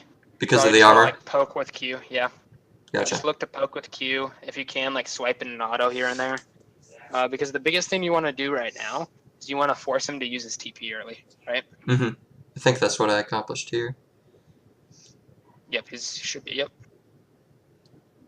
If he doesn't back right now in TP, then you're basically just going to keep slapping him and then you hit 6 and kill him. Mm-hmm. So that's smart that he TP'd back, but you got the TP out, which means now that it's pushed, you should be able to just walk back to lane. And you have TP up still. Okay, so I should have just walked here? Probably would recommend dodging, or just walking back to lane. Mm-hmm. you would have only really missed like 3-4 CS probably. Caddy wave would crash, you'd be fine there. Like that's one thing to keep in mind too, is like if it's a caddy wave, it's kind of hard to walk back to lane top lane because it's so far, so early game that is. But it's doable. Like you could have definitely saved your TP there and only been down like 3 CS, and then you could still push him out of lane easy and get a CS lead. So he's learning the hard way that you don't mess with Aatrox. He's probably crying. I would hope so, dirty Malphite picker. Yeah. I camp that shit when I see it. Okay, so keep pushing the lane. Good. Okay, so now this is the scenario where you see your bot lanes fighting, right? You had TP up, you'd just be like, lol, TP down here or whatever. You'd probably be able to connect it. Katarina, like this, actually, like this would have been like one of the best TPs you could have done. Like, you would have got, like, you would have forced a kill, got dragon, probably gotten turret, like, would have been so nitty. And then bot lane would just snowball probably. Yep. Same with Katarina. I think she got a kill right there. No, okay, sure. She got 3 assists. Yep. Okay, so now that we notice, you backed and you're not level 6, so you got to keep that in mind because TF's level 6 now. And he's going to be trying roaming. He's probably going to just auto push against Katarina, and Katarina can't keep up with push until she has like 1 item. So what he's going to do as TF is probably just like auto push, notice that you're level 5 still, and be like, hey, this guy's not level 6, let's just go kill him. And then it'd be like, rest in peace. But it looks like TF's not looking to push the lane here. If I was him, I'd just be like, Aatrox didn't back when he was 6. Because Malphite hit 6. Like if you notice, Malphite hit 6 right before you got into lane. Would have been.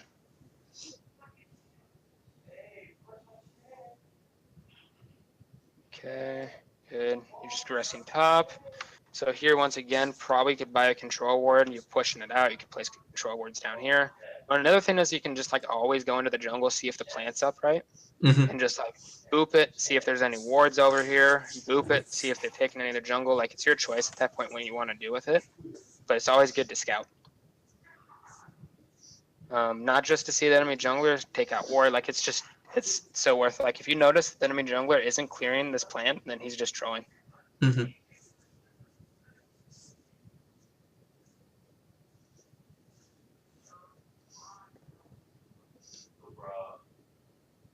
Okay, Nunu's gonna get that. So game's looking pretty solid so far. Bot lane's popping off. So at this point, like it's gonna be kind of hard to just like harass him more in the turret. He's gonna start getting some armor. So you probably want to look towards like maybe say like pin Nunu or whatever. Be like, let's invade the enemy blue buff, or look to roam mid or whatever. Because TF's pretty easy to just roam on. I mean, he has T2 boots, but if you can get boots, like especially like right now, I think actually would be like once you the next back, you should get boots.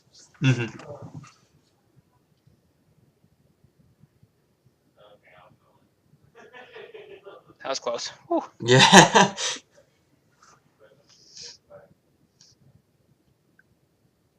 Okay, so we notice Udyr, right? Yeah. Going over, Katarina's coming up good. TF ult. Udyr's slapping the fuck out of him.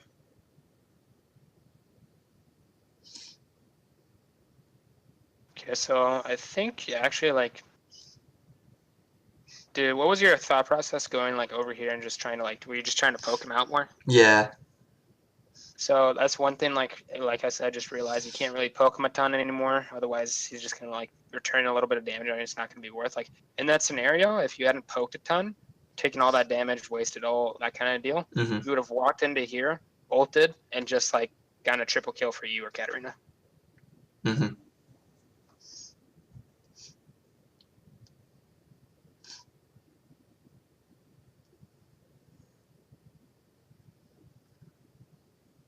If I were to watch some like VODs to help learn about like this new playstyle for Aatrox, because I think the older one is a bit different for me, do I want to watch like Jace gameplay, you think? Is that pretty similar? Jace, Riven. Riven, okay. Basically, Aatrox is like the new Riven. So watch like some Viper maybe. Wouldn't be a bad idea. I mean, like, there's a lot of Aatrox players claiming right now. Mm-hmm. Because, well, yeah. If you can find any videos on Aatrox, really, like, just be good to watch too. You like one thing to like keep in mind with like their mechanics is that they typically like almost every engage, specifically in team fights, they'll like dash Q in because if you get close enough to where you're queuing, just like normal range of Q, then people are going to return damage on you all the time. So that's why they always dash Q and then back out dash Q again. Like that's what they do. Mm-hmm. So the third Q is more so of like an all-in than a poke technique. Yeah. Okay. So like what like would realistically happen is that you like dash Q hit it, your team engages, dash Q hit another one to like peel a little bit or like just keep going in, and then you'd realistically like just walk up and just massive Q to finish like basically the fight off. Mm-hmm. I mean, you don't even need necessarily like use the Q to do a shitload of damage or like knock people up. You can just use it to zone people too.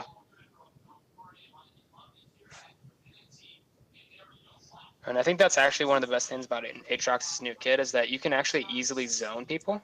Mm-hmm. Um, as long as they don't have any hard CC, that's just like point and click, which is basically Malphite and Pantheon players. Goddamn Keegan. Okay, so oh yeah, fuck that guy. He made my top lane go 1-7.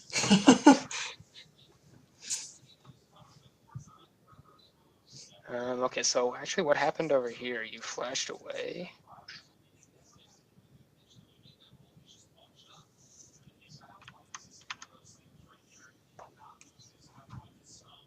Yeah, I think I took Pokemon several Tower. bad trades in a row. Okay. Shanna's minion wave right here. It's probably want to let it crash.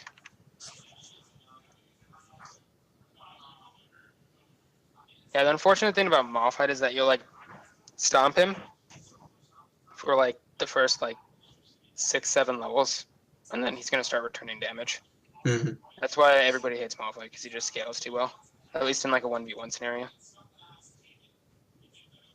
think this is like we're walking into the bush. You definitely should have just like waited for Q and just kept queuing the bush. Gotcha. Don't just walk in. Or ward first. Yep. Because what Malphite wants to do is just get close to you and just E. That's all he wants to do. Mm-hmm. So like it's really just like you just kite out the Malphite, and Aatrox can do that with his dash. Like you can Q and then dash backwards as that happens. Unit dies. Okay.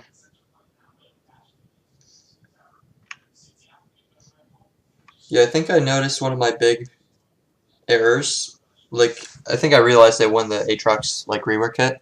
Is that I would take a lot of bad trades and just crutch on my heal to eventually help me win the lane phase. But now that I don't have that massive sustain anymore, I just kind of take bad trades and then get punished. That'll be the thing. I mean, Aatrox before would really just lose most lanes. But what now happens is that it's more so like you have to play the trades really smart. Otherwise, they'll just get ganked or just lose the trades for some random reason. Mm-hmm.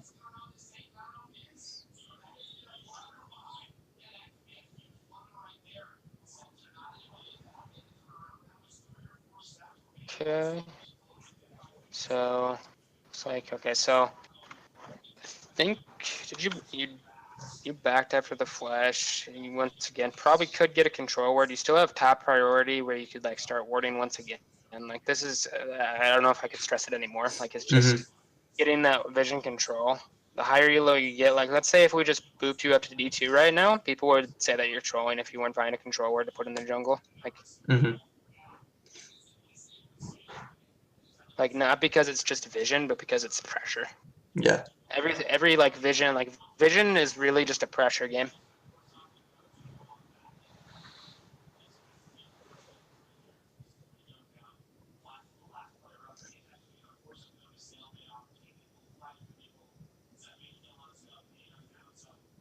You don't have teleport.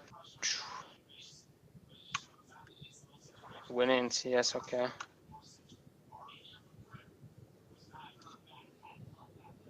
This is so I believe did you know if Malphite had teleported at that point? I did not. I need to work on tracking my summoner spells. Yep. So you probably would know that Malphite would have TP up because he didn't use it any more times in lane. Because he pushed you out. At that point, you'd be like, okay, he pushed me out. I came back. Like he just hasn't used TP. Mm-hmm. Relay that. Like if you know the enemy top lane has TP and you don't, just relay that. Just be like, my top laner has TP. Like because they just lost that fight because he TP'd. Mm-hmm.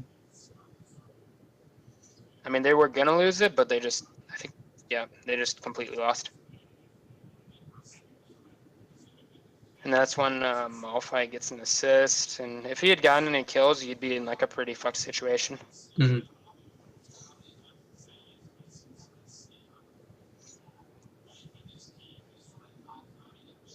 So the unfortunate problem about like this matchup though, is that you're gonna run into the phase of just Malphite scaling, right? Mm-hmm. And realistically, like I said, like Aatrox, like you just the dive, like you want to go for the Aatrox dive with your mid laner and jungle, right? Like that kind of deal. Yep. Like low elo, they're not going to do it at all. They're not going to look to gank you. They're not going to look to dive with you. They're not going to look to invade topside with you because you have priority. Because they don't. That's just not what they're thinking. They're always thinking about just normal ganks, right? Mm-hmm. So that's where you're kind of like losing this matchup is because your team just doesn't know how to like play around you. But I mean, the best thing that you can do in that scenario then is just like pin it out. Be like, okay, let's go invade this. Like, because then you can start relying on yourself and be like, okay, I know we can invade this because we have priority. Like, people depend. Like, if they don't listen to you, then that's whatever. Like, at least you tried, right? Mm-hmm. And that's one thing you'll see, like Tarzan or like another like streamer smurfing, right? They'll always pin stuff out and be like, let's go do this. They'll type it out or something, right? Mm-hmm.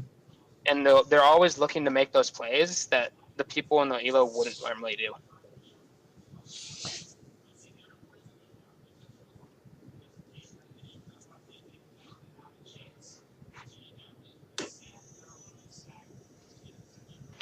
So Katarina's still getting the dick. Fun TF lane. PhD. Yeah, people actually ban that champ now.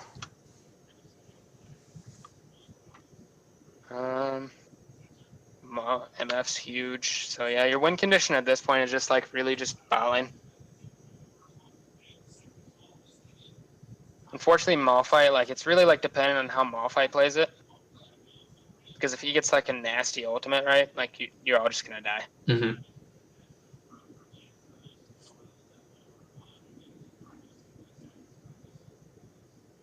This is one of those things where like if you're playing this lane, you gotta look for that kill pressure early.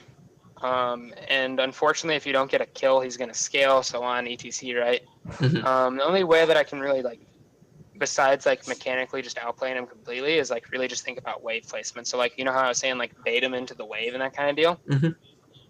Is like look to like maybe reset the wave and just like not push and just bait him into like trading a ton. Gotcha.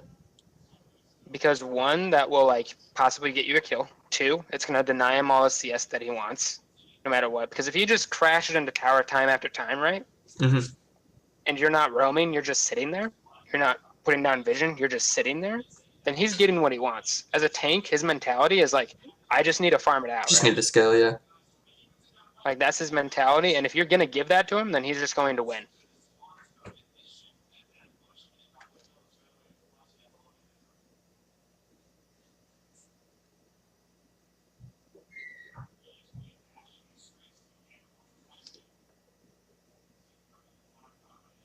Okay, so let's see.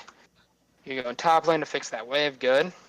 I'd say that your rotations are actually pretty decent. Like you don't necessarily need to work on your rotations a ton.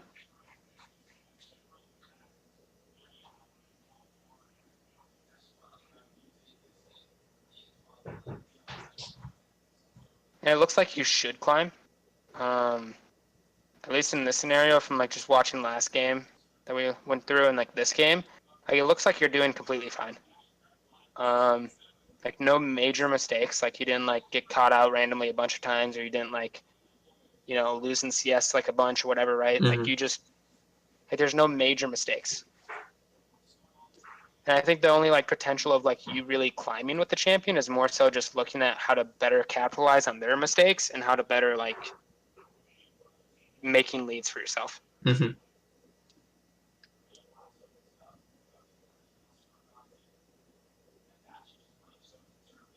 Okay, so Malphite ran up. Good, you stopped him. That's really good. He did a stupid ultimate after dying. Oh, yikes. Yeah, I thought my knockup would cancel that. TF, I guess. Yeah, I think you just missed it. Oh, well, that doesn't really matter. You guys have a mountain, so you guys... I think they'll probably be back here in time. They should be. Yeah, there's no way you're getting this turret. At this point, you gotta just be like, yeah, well, there's no way we're getting this, so you just gotta piece the fuck out and be like, I'm gonna go farm more. Mm-hmm. I think I noticed way too late there.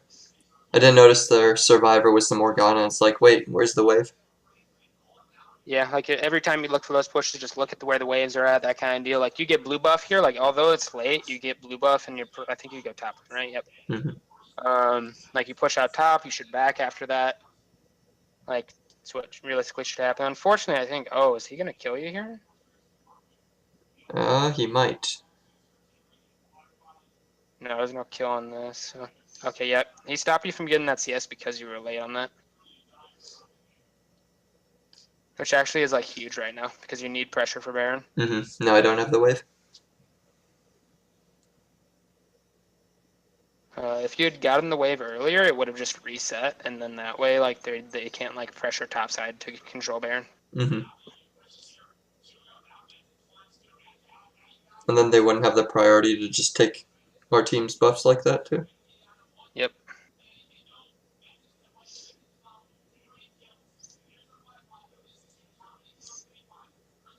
Really, like the whole like your rotations aren't bad. It's really just becoming really clean at it. Like immediately, just like you think, just like wave's not here, move to rotate to go get that CS. Like it's the whole deal. And like honestly, that's just one of the biggest things I see between like the difference between D2 players and master players is like knowing how to properly like rotate really fast. Like their decision making is very quick at master elo. Like they immediately do it. Mm-hmm. It's probably why it seemed really fast paced to me. I'm just not rotating fast enough or making my decision fast enough.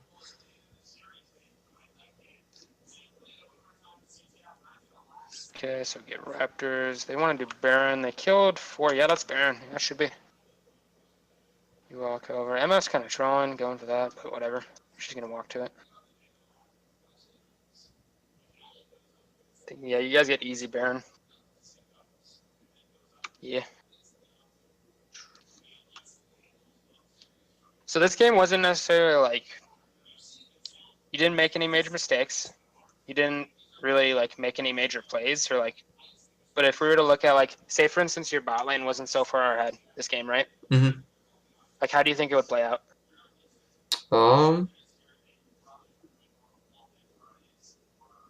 Well, they do scale better, I gotta say. I think they would end up winning. So at that point, you'd be like, yeah, who scales better? And I guarantee you it'd probably be a 45-minute game where like it really comes down to one last team fight, right? Mm-hmm. But let's say like if like your bot lane wasn't so far ahead, and instead like you decided to rotate better, you decided to roam, put down vision, all that stuff. Mm-hmm. You maximize your potential to get a lead, and that might just make the game difference right there. And when that earlier question, when you asked me like, how did these Smurfs get an 80-90% win rate? Yeah. It's because they do that.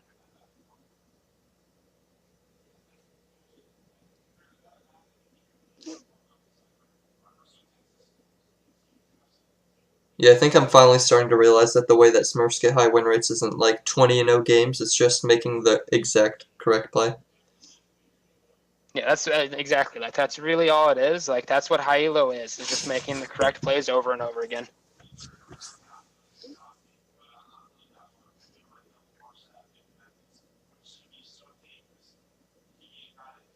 Yeah, in one of my games recently, I came across a 97% win rate Nami player in solo queue in Diamond 4. Yikes. I have no idea who that was. I was thinking it might be Consensual Clown or something, but I don't think he plays Nami. Do you remember the username? It's probably in my matches, right? I should probably find it. I don't know. I'm just curious, but Because that's pretty nutty. yeah.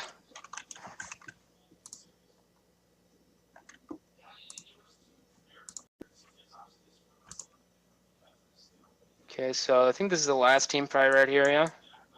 Believe so. Really, the Katarina played that really well. That's, yep. And then you just kind of like peeled the back line. That's really good. I think your overall like team fighting and like trading and all that stuff isn't bad. I Mm-hmm. think it's just really just you gotta like get those rotations down, get the decision making, vision control, all that stuff, and you'll just probably climb back up to D2, D1, wherever you were. Mm-hmm. At that point, it's just like really just getting all those things down and getting to masters.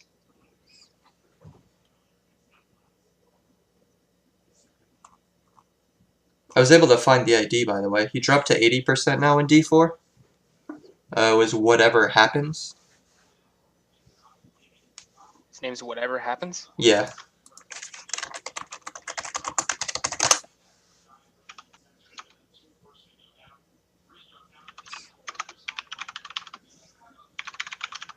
But yeah, his last 20 he went 10 and 10, so I mean he was up there beforehand. I have no idea who this is. Just started. That's interesting. Looks like a fresh account, yeah. Some kid probably got pyramid. Yeah. So yeah, that's overall like not you didn't make any mistakes. Just really just need to improve on the rotation, the whole like decision making, all that. Mm-hmm. Is there like any questions or? I think I got most of them out of my system beforehand. Unless you have anything else that you could recommend, but I mean, I thought the whole session helped a lot. Now I know what I need to focus on and such. Okay, let's see. Wow, you were ahead by 50 CS by the end of the game. Not bad. Yeah. Okay. Yeah. I mean, if you want me to like explain like anything like what rotations do or like what pressure does, like I could like explain that to you if you want. It's really up Um, to you. We got like 15 minutes left. If you want to like actually just go through another replay quick, what do you? It's up to you. uh, I think I'm actually pretty good. I know you started pretty early too, so I appreciate that. I think I don't really have anything else. Okay. I do really appreciate it though, man. I'll probably come back for another one after I try this out, see how it goes. All right, man. Well, thanks for picking O9. At least that's what Danny would want me to say. Um, Yeah, I'm kind of a fanboy. I don't know if you saw the other account that I sent you, but it's called Smon L9s. I'm hoping to yeah. eventually work there. Hell yeah, dude. Help you climb, dude. You actually like. I was expecting a player who was just like hard stuck flat, and you're not doing that, man. You're doing fine. Hey, I really appreciate that. Can I like ask for you by any chance next time when I go? Yeah. If you next time you can just put in like the customer information, whatever. You can just put the request in. If you have any like actual like questions besides that, what the fuck? If you have any questions besides that, you can just send it to my Discord. But yeah, next coaching session, you can just put down a request to me. Yeah. Okay. I promise I won't spam you or anything like that. I'm sorry if I was annoying the past 2 days. Oh no, that's no problem, man. It's communication is key. Yep. Well, I hope you have a good night, and good luck with climbing and all that too. Yeah, you too, man. Take it easy. Yep. Bye bye.